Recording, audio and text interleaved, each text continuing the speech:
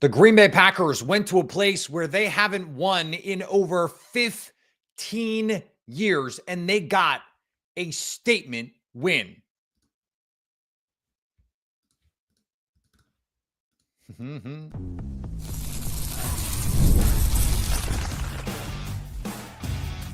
You are Locked On Packers, your daily Green Bay Packers podcast. Part of the Locked On Podcast Network, your team every day. You are Locked On Packers, part of the Locked On Podcast Network, your team every day. I'm Peter Bukowski, and I cover the Packers for The Leap, a newsletter I would love for you to subscribe to. Follow me on Twitter, Peter_Bukowski. Follow the podcast on Twitter, Locked On Packers. Like us on Facebook. Subscribe to the podcast, iTunes, Spotify, Google Podcasts, wherever you find podcasts, you'll find Locked On Packers, the #1 Packers podcast on the internet. And the show for fans who know what happened, they want to know why and how. Thanks to everyone who makes Locked On Packers their first listen every day. We hope you like starting your day with us as much as we like starting our day with you. Today's episode brought to you by our friends at FanDuel. New customers can place a $5 bet and get started with $150 in bonus bets if you win your first $5 bet. Visit FanDuel.com to get started. The Packers took this fight to Seattle. We said on Friday, styles make fights. And I said, this is the kind of game that the Packers should be able to go in and control from start to finish. That is exactly what happened. And they came out on the first drive and said, we came here to kick your ass. And they did it. Marched right down the field. Josh Jacobs ran it or caught it on the first 8 plays of the game. They marched right down the field. They take a 7-0 lead, and it's essentially over from there. Some testy moments in the third quarter there for about 5 minutes. You started to get a little nervous, but the Packers controlled this game from start to finish. And it wasn't just the offense. It was the defense. It was, let's go get some takeaways. It was, let's attack this offensive line that had been playing better. You get Abraham Lucas back. You get Charles Cross back. They've been giving Geno Smith a little bit more time. And you wind up with 7 sacks and 2 interceptions in this game. The defense was flying around. They gave up some yards. That's going to happen. Only 208 total yards allowed by this Packers team. I understand about half this game, it's Sam Howell out there, but they did to Sam Howell what they should do. Sam Howell was 5 of 14 with a pick. That's how you should treat Sam Howell. DK Metcalf, did he play today? 3 catches for 28 yards. Was barely out there. They went out and handled this team. That is exactly what they needed to do. And I loved coming out. And by the way, the Packers, you got to take the ball every game. Every game, give this offense a chance to set this kind of tone. And I liked Matt LaFleur admitting to Chris Collinsworth before the game, we want to set the tone. We want to set the tone.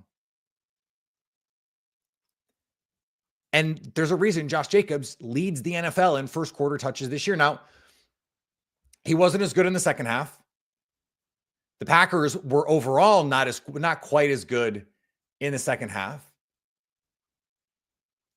But they did enough to make this what ultimately becomes a comfortable win. And they didn't blitz the daylights out of Geno Smith. But we saw Rashawn Gary play with force. And once on that first drive, once it starts to become clear that they're going to be able to win up front, it was like blood in the water. I mean, it wasn't just Rashawn Gary. It wasn't just the guys that we're used to seeing up there. Carl Brooks had a sack. Edgerrin Cooper, of course, had a sack. Kingsley Enagbare had 2 sacks. Brenton Cox had a sack. Devontae Wyatt, Carl Brooks. Devontae Wyatt's spin cycle on one of the most beautiful inside rush sacks you will see all year. Just absolutely picture perfect. Shot out of a cannon. this is the version of this pass rush that you needed to see against an offensive line that just isn't very good. And so you can add whatever caveats you want about some of the offensive line issues. Though again, getting Abe Lucas back, Charles Cross, you had the offensive line more or less that you wanted. Another center goes off in the middle of the game. You got to play a backup. They got some runs in the game, but your front really dominated this game, especially in the passing game. Last week, they were able to dominate on the run. Seattle was not the case in this game. Really, the one run out of Zach Charbonnet. Otherwise, not really anything doing in the ground game. You take away that one run, and Charbonnet had 7 carries for 30 yards. Now you can't take away the one good run, right? But George Halani did nothing. Kenny McIntosh did nothing. And they didn't let the quarterbacks beat them with their legs. This is exactly the kind of game. Now, you don't expect them to win 30-13, but this is exactly the kind of game that the Packers are going to have to win in the postseason because they are not going to be at home. They're going to have to go on the road. And so what you have to do on the road in these postseason games is try to dictate the terms on which the game is going to be played. Make it on your terms. And the Packers came in and did exactly that. They said, this is how tonight is going to go. This is how tonight is going to go. And that's exactly what happened. A game like this, where you smash a team in the mouth and then you let your pass rush do the work. This is how you have to play in the playoffs. This is exactly the kind of thing you have to do. Now, again, you expect Geno Smith in there for 4 quarters, the resistance level to be a little bit higher, and maybe this is a 30-24 kind of game that you have to win. But this is the script that you follow. Rush the passer, dictate terms in the trenches on both sides of the ball. And the Packers absolutely did that. They absolutely did that. Now, on 4th down,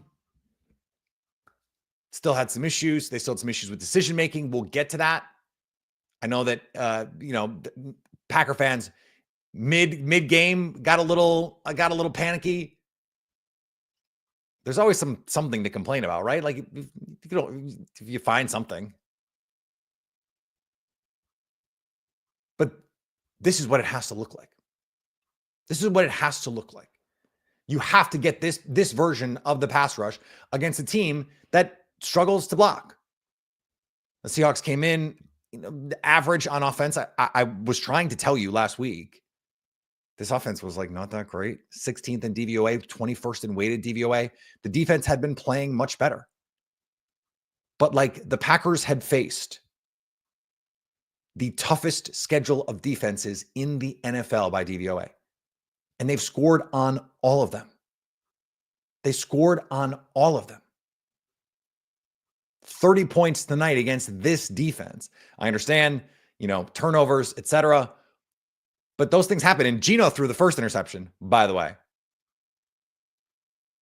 So you're going to have to win games exactly like this. This team, Chris Collinsworth kept using the phrase battle tested. That's a cliche, but it was so apparent in this game. One of these teams had played in a game where the expectation at a certain level of play, where it was needed to get to. And even before the Geno Smith injury, they were getting their butts kicked. This game was over. The Packers were able to get there. The Seahawks weren't. And it just seems so obvious right now that there is a clear line of demarcation in the NFC. There's the 3 NFC North teams. There's Philadelphia. And then there's everyone else. I think the Bucs, you might want to put them in there after today. They looked really impressive against the Chargers. I don't know how for real the Chargers are.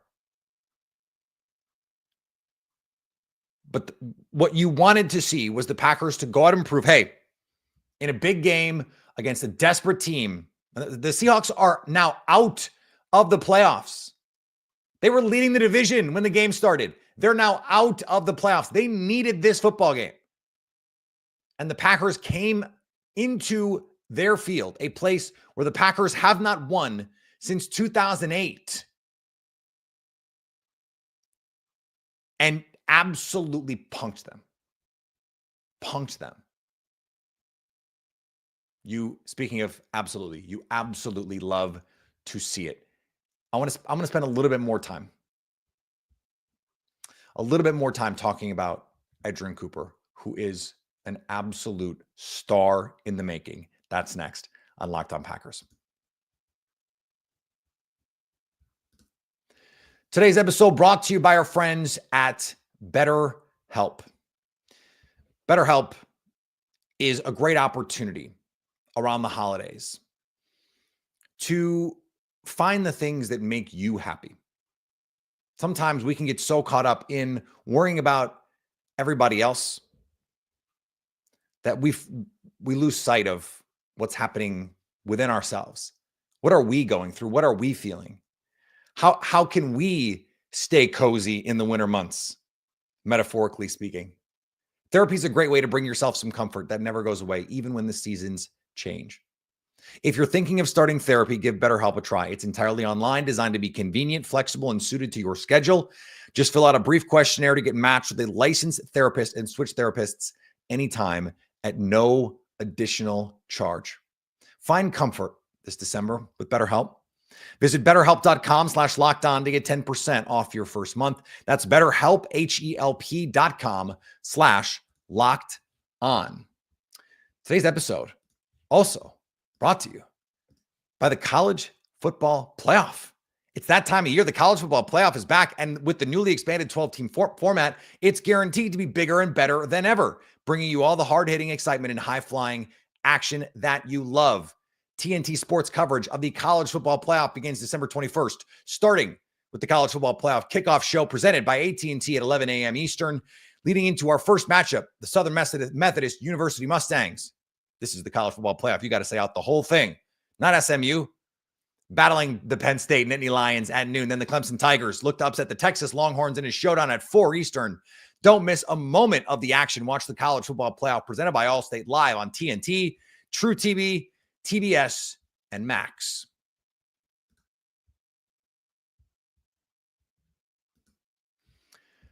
Look, we don't even need to get into the why doesn't he play more stuff. Let's just leave that to the side for the moment. Edgerrin Cooper has the chance to be one of the few linebackers in the NFL who can truly tilt the field. Last year, there were a couple that did it. Roquan Smith was one of them, with Mike McDonald, coincidentally, across the field last night or tonight. Fred Warner right now, this year, is really the only guy who does that consistently, who tilts the field for his defense in a real way. There just aren't that many off-ball linebackers who can do it. I think you can make the case that someone like Alex Anzalone for the Lions is a huge difference maker, but part of that is the guys that they have after him are just not very good. To see the kinds of plays he's capable of making, and it happens on the very first drive. A shot out of a cannon. He had a tackle for loss in the run game in this game. Had a dropped interception where he just reads the quarterback like a book and does the same thing on an interception he makes and then creates a big return. Plus, we know as a pass rusher, as a spy, he's already one of the best spy linebackers in the NFL. And if you watched him in college, it was what he was so good at. He'd be lurking, and all of a sudden you'd see him take off. And he'd create sacks as the spy. Quarterback would drift outside the pocket, give him a free lane, and he's just gone. And there were a number of times in this game where we saw that, where he's just kind of sitting there by the line of scrimmage and then all of a sudden takes off to create a chase down, to create an incomplete, or to force a throw.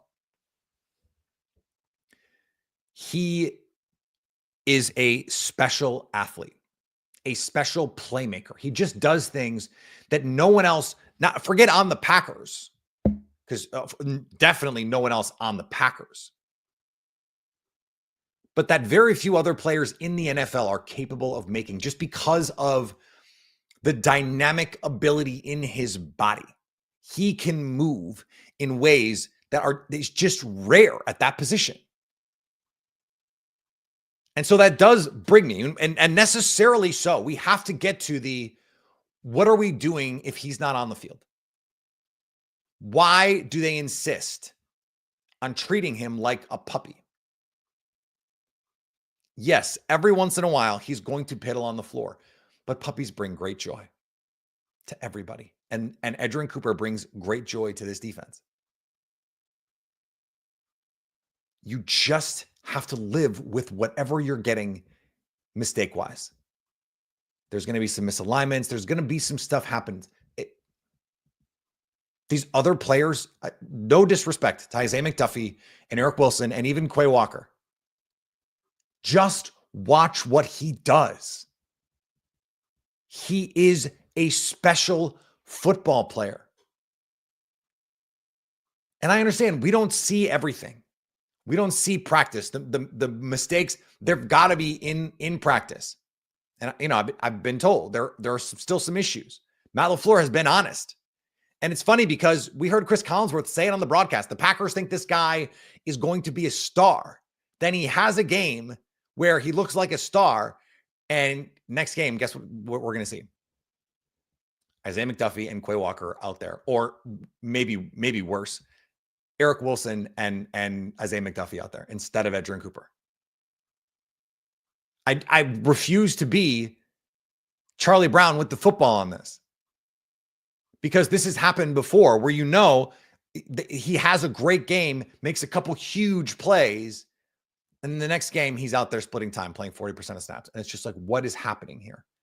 That stuff has to stop. And I wanted to stay positive with this segment, but like, the same is true with Carrington Valentine. When Jair Alexander comes back, the rotation has to be over.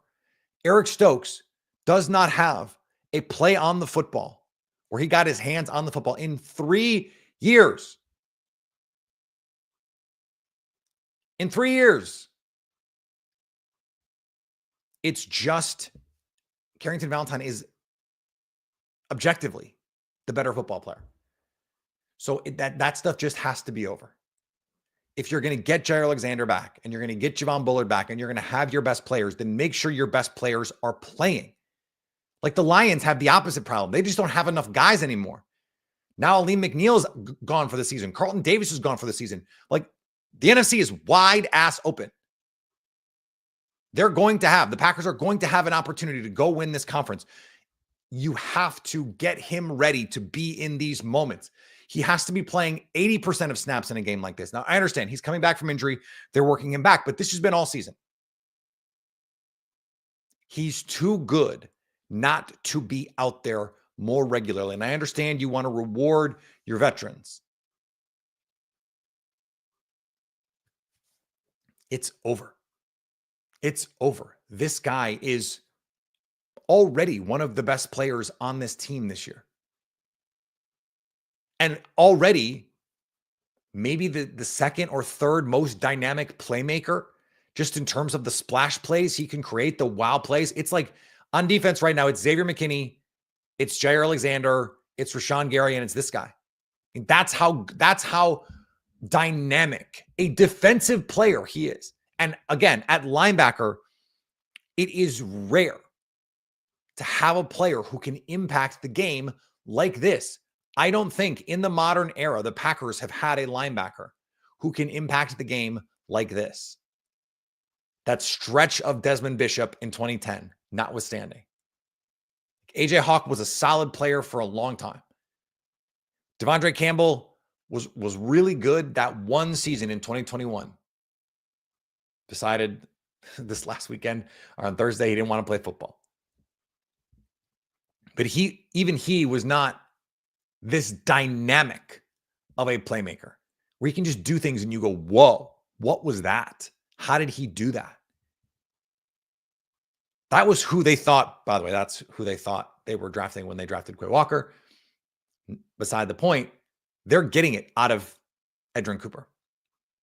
And so whatever you have to do to get him locked in on the details, whatever you have to do to get him, whether it's film study habits or whatever it is, to get it to all click in, I kind of just don't care. Just let him go play the Brett Favre method where it just like let him loose. Because he's going to make enough plays that it's going to make up for some of the mistakes, and the mistakes are still going to be there. Carrington Valentine did it. Matt LaFleur said on the broadcast, he busted a coverage, came back and made an interception. Should have been an interception the play before, or the 2 plays before. He came back and did it. By the way, this was the version of the defense that we thought we would see all year. With the impact play from Carrington Valentine, the impact play from Edgerrin Cooper, the pass rush that can dominate games. This is the version of the defense we thought we would see. If we're going to see it now, if this is what they're going to be the rest of the way, it's going to be fun. It's going to be very, very fun to close the season. Okay, less fun. We have to talk about it. Some of the decisions by Matt LaFleur, I don't understand. I don't understand. We'll talk about him next on Locked On Packers. Today's episode brought to you by our friends at FanDuel, America's #1 sportsbook. Get in on the action as we get toward the playoffs. If you're not in, why not? What are you waiting on? Right now, new customers can bet $5 and get $150 in bonus bets if you win. The FanDuel Sportsbook app gives you everything you need to place live bets on the NFL all in one place. So when you get a hunch in the middle of the game, you can check out the latest stats, view live play-by-play, and so much more on the same page where you place your bets. Just visit FanDuel.com today. You'll get started with $150 in bonus bets if you win your first $5 bet. If you'd have bet on the Packers -2.5 or -3.5 or -14.5, you'd have hit. You'd have gotten it. Bang. If you'd have bet on the under, you would have hit that one too. That's FanDuel.com. Never waste a hunch and make every moment more with FanDuel, an official sportsbook partner of the NFL.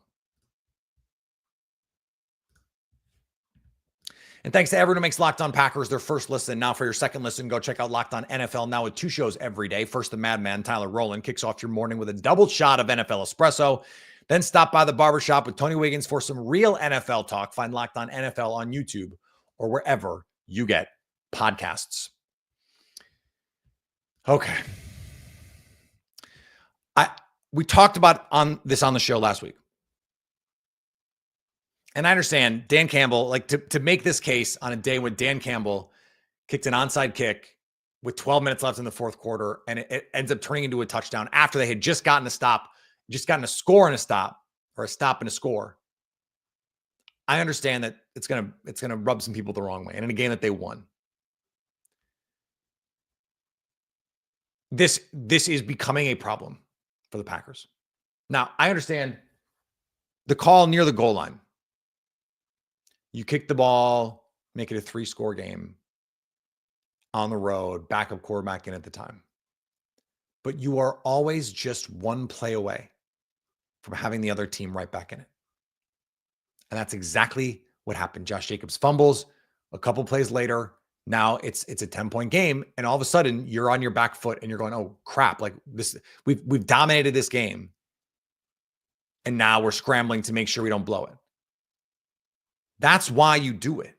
That's why on 4th and 1 you go, because if you get the touchdown, again, it's going to be a 3-score game, but it becomes an insurmountable 3-score lead at that point. There's a difference. And that's what I think is missing from this team right now with Matt LaFleur and these play calls. And it's not just the decisions to go or not go. He had another decision. Like I said this last week, anytime they want to just line up and pretend like they're going to go for it, they should just go for it. The Lions, the Eagles, they go for it. You have to be more aggressive than that. But it's not just that. It's you get the interception. You have a chance to step on the throat of your opponent with a backup quarterback on the road on a cold night in December. And the first play after the Edgerrin Cooper interception is an inside run to Josh Jacobs. not hard play action, shot play. I feel like in 2020, 2021, that was what Matt LaFleur was doing. There's been a lot of coaching not to lose this season at times from Matt LaFleur. The conservative instincts. I hope they don't come back to bite the Packers. I really don't. I mean, I really hope that they don't. But it is concerning to me because in a game against the Lions, against the Eagles, against the Vikings, against the Bills, God willing, in a Super Bowl, you're going to need to push every advantage you have, and the Packers have just not shown the requisite willingness to do that. And those teams have. Now, it can create some interesting situations. The Lions been a little over-aggressive at times.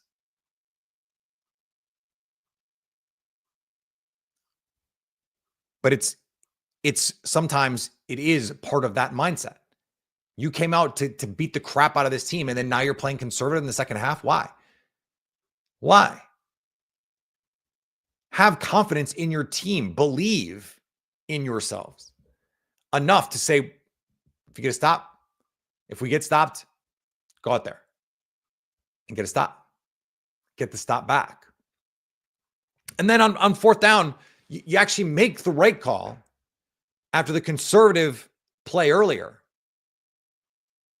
And you just run like a static inside give, almost the exact same play they ran against the Lions on fourth down when they got stopped in the red zone a couple weeks ago. Like, this is such a creative, dynamic, explosive offense. They do so many cool things in the run game. And that's the call. Like, it doesn't, like, for Matt LaFleur to call the offense the way that he does, with the kind of bravado and charisma, like, oozing out of this playbook, to have all this cool design and the mindset of we're going to come in here and kick your butt in the run game, all that stuff. And then to treat the fourth down decision-making, just like from a decision tree standpoint, that would be bad enough. But then compare the way that they call plays in the run of the game versus the way that they call plays on fourth down this year. It is mind-blowing. Have something. 4th and 10, the Lions had a hook and ladder ready to go, executed it perfectly. And on 4th and 2, it's just like the most simple inside zone handoff you've ever seen. No motion, static everything. I have to go back and watch it. Jordan Love faked like he was going to throw it. It was the kind of formation that said maybe this is an RPO. And maybe it was. Matt LaFleur likes to go to those kinds of looks. I would rather it be the kind of thing where you let Jordan Love just go play point guard. And I don't know why he's gotten away from that. And I don't know if some of this conservative nature in him is because of some of the turnovers. He insisted to us he was not worried about Jordan Love turning the ball over. And by the way, he didn't again on Sunday night. But then you see the way that he's called some of these decisions and some of these plays, and you go, what's that? End of the first half. This is a Jordan Love problem. They have the ball 32 seconds left. They don't snap the ball till 10. And then they try to get a big play down the field. They get the DPI. Now it's 4. There's 4 seconds left. You have time to run a play. You have time to try and throw some one-step slant. And if you don't get it, it's like going on fourth down. Who cares? But inside the 5, don't kick field goals inside the 5 ever. This offense should never do it unless there's 3 seconds left in the game and it's for the game and a field goal wins it. That's the only time you should be kicking a field goal inside the 5. This offense with Jordan Love and Matt LaFleur and Josh Jacobs and Tucker Kraft and Jaden Reed and Romeo Doubs and Christian Watson and Dontavian Wicks and all these guys. The only time inside the 5 is when it's a game-winning field goal. That's it. Never do it otherwise. And I have no explanation for why they have gotten so conservative when 2019, 2020, 2021, 2022, they were really aggressive, and they were decently aggressive last year as well. They didn't have as many opportunities, and they also had some decisions to make where it's like, okay, well, it's 4th and 10. They're down 20. The game is over. They haven't had actually that many big 4th down decisions to make this year, meaningful ones. And I do not have confidence right now, today, as we sit here December 16th, recording this, that if there is a moment in the playoffs where the Packers need to make one of those calls, that they will make the right one. I wish I did, but I don't. All that being said, enormous win on the road. Anytime you win a game on the road is a big win, but to kick a team's butt so wonderfully it's the kind of win that can really propel you forward. Now you get a Saints team, their season's basically over. You can clinch a playoff spot next week, and then you have some decisions to make on what you want to do, how you want to move forward. You could end up being a first-round matchup with the Vikings. Do you want to show them anything? They already know what's going on, but do you want to play them hard? What do you want to do? Decisions for another day. Packers get the win. It's a huge one, and this is the kind of form you want to see them rounding into this time of year. Plenty more this week over on Locked On Packers. Go check out what we have out on the Leap. Monday morning, I'll have the latest on the game. And then we're back doing this all over again. Packers Saints. Chance to clinch a playoff berth. Let's go. This is what you want at home. Lambeau Field. Prime time. Another one of these night games. Come hang out with us on our stream after the game. Locked On Packers YouTube. Subscribe anywhere you get podcasts. All the social medias. We're there. Locked On Packers is there. So come hang out with us. Come subscribe so you can stay Locked On Packers.